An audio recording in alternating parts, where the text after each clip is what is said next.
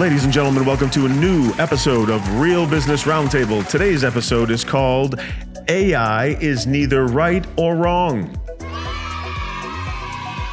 What does this mean? Now, I have used AI many, many times. I love AI very much. I believe it makes a great assistant and it allows you to accelerate production.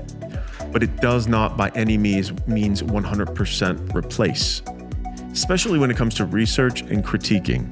Now, here's my issue, is that you can go to AI, whatever it is. I'm not going to brand name drop. I don't want to put anybody down. But you can ask AI something. And what it's doing to all the simple folk watching, no offense, it's scanning the internet. Now, if we take any topic, let's take diet. Health and fitness is one of the most diverse, eclectic, wild, multifaceted approach to keep the body in healthy shape. There are many, many, many schools of thought when the internet is saturated with one party saying, oh, carnivore, don't eat a single carb for the rest of your life. And then another group is saying, hey, 100 grams of carbs a day. Have fruits and vegetables, do this, do that. Then you got another group saying, oh, vegan, go all vegan, do this, do that. Let's say a simple question. How do I keep a healthy body weight? How do I keep a healthy body weight? You will ask the damn question. Shut it down. You're on a mission. You're like, oh, I got all this information. Then you look it up again, and it's completely different. Now, this is the issue that I've noticed. People are taking it as fact, as 100%. It is a summary of what's available on the internet. It is not the all-being God that's going to tell you everything. It is not by any means, and if it was, I would say it is. When you're scanning the internet, it's gonna capture different schools of thought, different things, different approaches. Now, here's the issue. I'm very into supplements. I have asked it questions about supplements. And 1 minute it said this, and 1 minute it said that. And this is where the bells went off. I said, wait a minute. You told me that niacin was good for blood flow, but niacin in high doses is bad for my liver? What? Wait. And then it says, oh, it's not bad for your liver. That's just a myth. Bro, like this crazy, conflicting, contradicting stuff. That's because of what's available online. Exactly. So you bring up a really good point, but one caveat is that AI, depending on the situation and depending on the topic, is probably the best thing for research. Sure. But you got to understand that you have to prompt it correctly. You have to prompt it right. Yes. But the difference is, like, I'll say, hey, I had 8 ounces of chicken with this and that. Give me the total nutrition facts. I'll search it and then I'll forget what it said and I'll go back to it. It'll say half the calories. I'm like, excuse me, where the fuck did that? Why did you just say it was 400 calories and now you're saying it's 800 calories? Then I'll dig in deeper. I'm like, there's no marinade, there's no sauce, just salt on the chicken. And because it'll assume certain things possibly, yeah. Because they're scanning a fucking recipe that's covered in butter sauce or some bullshit. Okay, that's why. So yeah. Yeah, like to me, if I'm tracking my calories and I'm looking at shit or whatever, I'm like, why did it fucking say? It's massive differences. That's my issue. Yeah, there is. But and this part isn't necessarily important to you. That's why you see these massive differences.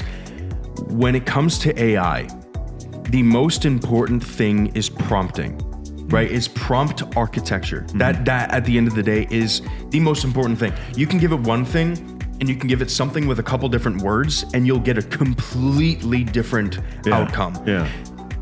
That's because you have to work on your prompt architecture. You can get it to do these crazy things, but you have to make sure that the prompt is like on point.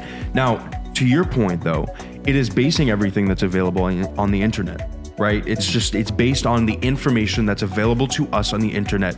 We just expedite the process by using it to go through all that stuff, read a book, right? Do all this stuff. Yeah, it's basically when we search things like this, it's an average sum like an average sum total of the school of thought on something, but there's different approaches for different things. Absolutely. If you don't know how to use it properly, like, anyone could say like, oh, I know how to use it. I go in there and I do. So that's not how you use it. That is how you use it, but that is not how you get the best outcome. Yeah. Right? The best outcome. We're not talking about a skewed outcome or a biased outcome based on the prompt you gave it or the direction you're going in, right? Yeah, but if you give it the proper, prompt architecture to get the best, standard whatever outcome, then yeah. So like one time we had a client that was like real stickler and was using AI to question content topics. And then we were like, all right, well, we'll check it on AI ourselves and see what feedback we get. And we got a totally different result. Yeah. And I literally had to show them a screenshot and be like, what? I go, the AI search result is not the end all be all. I said, it's a sum of what it sees. I have to check because like they were like, hey, this is the feedback. And I was like, well, let me check. And then completely different result. Yeah, I mean, then when I showed it to him, I literally went in person and showed it to him and his face was like, oh. Yeah. I was like, dude, and I'd explained to him how this works. I go, you can ask it one thing, it'll give you a different answer. You'll ask another thing, it'll give you another variation of that. Yeah. And this is where I think too many people are thinking, oh, it's always right. Yeah, no, it's not. For specific things, it can be very, very wrong. It can drive people in the wrong direction. If people at home don't believe me, look at the bottom of any popular platform. It says right there in gray, AI can make mistakes. It says it right there. There's hallucinations. You can't depend it on anything. But they have to cover their ass. Because if someone asks AI something and they go ahead and do something and it causes, God forbid, some kind of harm, they got to cover their ass. Here's the problem that people don't understand. And this is, just how it is. With every single AI or popular AI that people are using for any marketing or any business or anything like that, any type of direction, right? Even with supplements. There's different tiers of AI. You can go into the free ChatGPT or the free Google Gemini or whatever, and you can search up a question, right? And it'll give everyone a different response. But if you go into like a Claude, Opus or something like that, which is a different model of AI within the Claude platform, it is a much more advanced, or Fable, right? It is a much more advanced AI. Much deeper learning, deeper research, deeper understanding. You're going to get much different results. When you go onto a ChatGPT, right, the free version, you search up, oh, is this going to help me with this?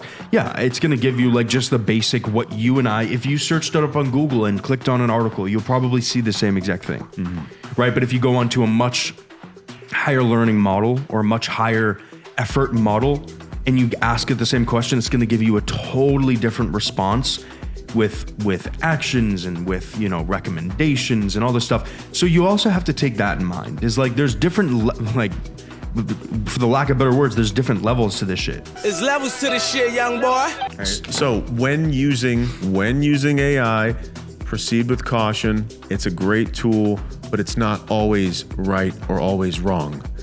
There are issues that you have to sort out yourself and do your own deeper research. Ready? I'll give you a pointer.